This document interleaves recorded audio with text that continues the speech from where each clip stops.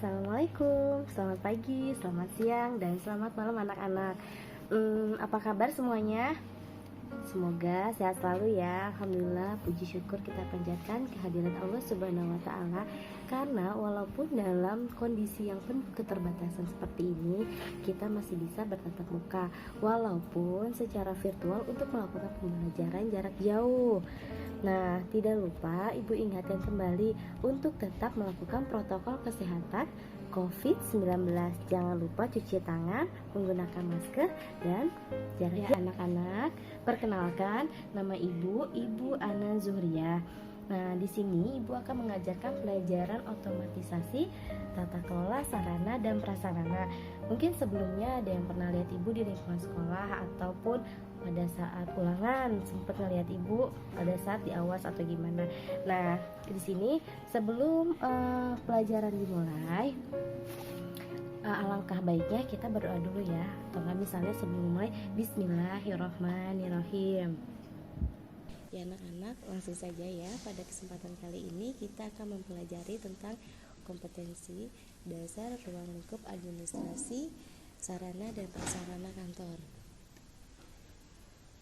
Adapun tujuan dari pembelajaran ini apaan sih? Nah, tujuannya itu tidak lain anak-anak agar kalian dapat mengidentifikasikan ruang lingkup sarana dan prasarana kantor dan dapat melakukan pengelolaan sarana dan prasarana penuh dengan rasa jujur, disiplin, dan bertanggung jawab. Nah, perkenalkan ya, Ibu adalah Ibu Ana Zuhria SE.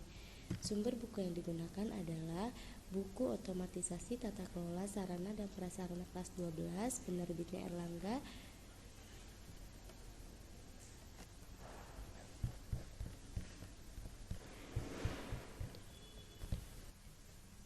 Nah, kalian tahu gak sih sarana dan prasarana itu apa? Jadi, sarana dan prasarana itu dibagi menjadi dua bagian nih. Pertama, sarana adalah segala sesuatu yang dapat digunakan sebagai alat dalam mencapai maksud dan tujuan. Jadi, sarana itu alatnya ya, bukan pendukungnya. Sedangkan kalau prasarana adalah segala sesuatu yang merupakan penunjang terselenggaranya suatu proses usaha, pembangunan, atau proyek. Nah, terus nanti selanjutnya administrasi sarana dan prasarana.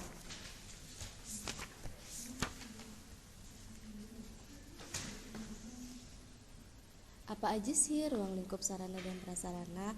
Nah, ini kan biasanya demi menunjang kinerja para karyawan, pihak kantor itu akan menyelenggarakan fasilitas berupa sarana dan prasarana yang dibutuhkan. Nah, penyediaan fasilitas tersebut itu tentunya memiliki tahapan. Pertama, mulai dari perencanaan kebutuhan, pengadaan, inventarisasi, pendistribusian, pemanfaatan, pemeliharaan, dan penghapusan. Nah, di sini Ibu akan menjelaskan nih ruang lingkup administrasi sarana dan prasarana kantor. Yang pertama itu ada yang namanya kegiatan operasional. Kegiatan operasional itu kegiatan pengadaan, pencatatan inventarisasi, pergudangan, pendistribusian, pemeliharaan, dan penghapusan. Biasanya kegiatan operasional ini dilakukan oleh para pegawai atau staf operasional yang terbagi ke dalam berbagai divisi sesuai dengan tugas dan spesifikasi pekerjaan yang sesuai dengan kemampuannya. Yang kedua itu ada kegiatan manajerial. Apa sih kegiatan manajerial itu?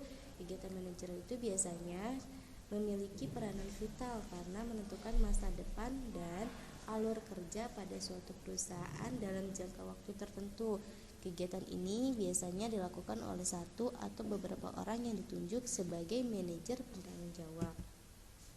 Nah, objek itu apa sih dalam ruang lingkup administrasi sarana dan prasarana? Objek itu meliputi komponen perbekalan, logistik, barang material, peralatan, perlengkapan, serta sarana dan prasarana. Nah, objek ini biasanya berupa memiliki wujud fisik kegiatan yang dapat digunakan dalam berbagai kegiatan, mulai dari kegiatan pokok maupun kegiatan penunjang administrasi. Adapun terakhir dari ruang lingkup administrasi kantor, sarana dan prasarana, yaitu tujuan. Nah, tujuan ini penentuan tujuan ini jadi dasar atas segala kegiatan yang berlangsung di organisasi atau perusahaan yang bersangkutan. Fungsi administrasi sarana dan prasarana yaitu mempercepat proses pelaksanaan pekerjaan, meningkatkan produktivitas kerja, meningkatkan hasil kerja yang berkualitas dan terjamin. Selain itu, fungsi administrasi sarana dan prasarana kantor pun memberikan dan melengkapi fasilitas untuk segala kebutuhan yang diberikan atau yang diperlukan dalam proses penyelenggaraan aktivitas di kantor.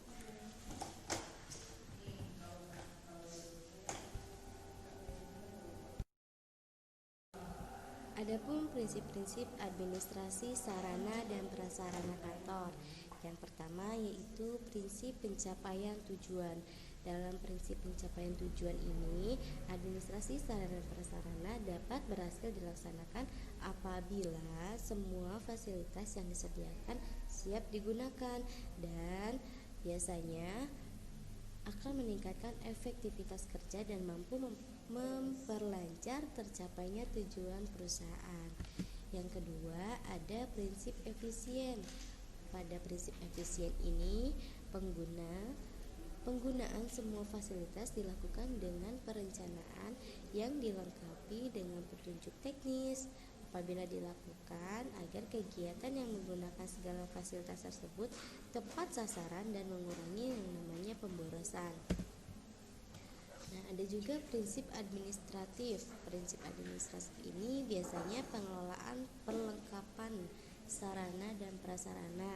Biasanya selalu memperhatikan undang-undang ataupun peraturan, instruksi dan pedoman yang telah diberlakukan oleh pihak-pihak yang berwenang. Nah, prinsip kejelasan tanggung jawab. Prinsip kejelasan tanggung jawab ini suatu organisasi atau perusahaan harus mampu menguraikan dan mendeskripsikan tugas serta tanggung jawab dari setiap pihak yang terlibat dalam pengelolaan sarana dan prasarana perusahaan secara jelas. Contohnya, misalnya pihak-pihak yang ditunjuk untuk mengawasi, mengelola, dan memelihara sarana, misalnya sarana gedung perkantoran, harus mengetahui secara pasti tugas dan pembagian kerja mereka. Jangan sampai pekerjaan yang dibebankan saling tumpang tindih sehingga membawa kerugian. Yang terakhir ada prinsip koefisien. Nah, prinsip koefisien ini melalui prinsip koefisien, manajemen perlengkapan di kantor harus terrealisasikan dalam proses kerja kantor yang kompak. Meskipun seluruh pihak yang terlibat telah mendapatkan tugas dan tanggung jawabnya masing-masing, tetapi kerjasama yang baik tetap diperlukan untuk memastikan semua fasilitas terpelihara dengan baik dan menciptakan suatu tim yang solid. Nah, jadi kalian kalau misalnya nanti sudah bekerja nih, kerjasama antar hewan harus yang baik ya, karena akan dapat menghasilkan kinerja yang baik.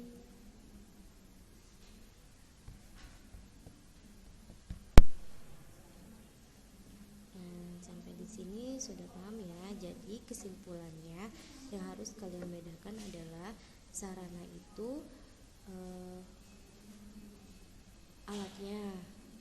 alatnya untuk menunjang supaya pelaksanaan kegiatan itu terselenggara dengan baik.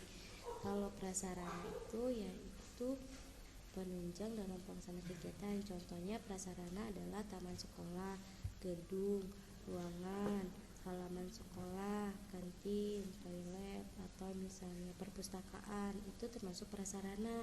Kalau sarananya misalnya di perpustakaan itu ada apa? Buku, meja, komputer. Nah, seperti itu ya.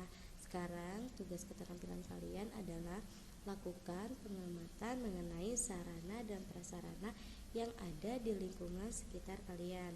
Apa saja yang termasuk ke dalam sarana dan prasarana lingkungan kalian. Lalu tuliskan hasil pengamatan kalian di kertas HPS ya. Terus hasil pengamatannya itu difoto lalu dikirim menggunakan Google Form yang sudah melalui link di bawah ini. Terima kasih, semoga bermanfaat. Wassalamualaikum warahmatullahi wabarakatuh.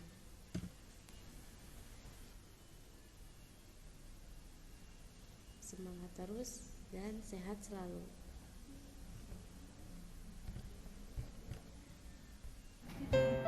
Terima kasih atas perhatiannya anak-anak. Mohon maaf jika dalam penyampaian ibu kurang kalian kurang memahami apa yang ibu sampaikan, dan kalian bisa bertanya melalui WhatsApp group ataupun melalui Google Classroom.